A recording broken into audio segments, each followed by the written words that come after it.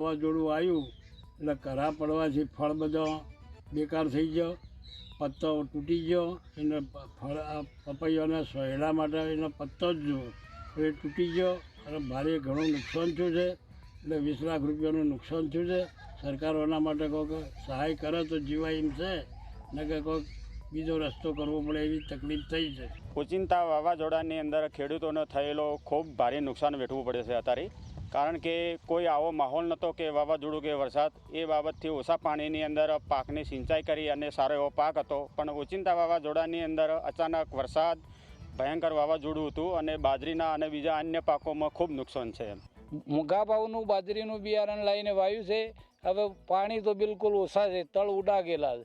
હવે બાજરીને વાવાઝોડાથી અને કરા પડવાથી ભાગી અને ભૂક્કો વળી ગઈ છે. હવે 4-5 વીઘામાં વાવેતર કરેલું, હવે એનો ઊભી થાય એ નથી ને એનો બાજરીઓ આવે એ નથી, તો હવે એનો પાક નિષ્ફળ જ ગયેલ છે.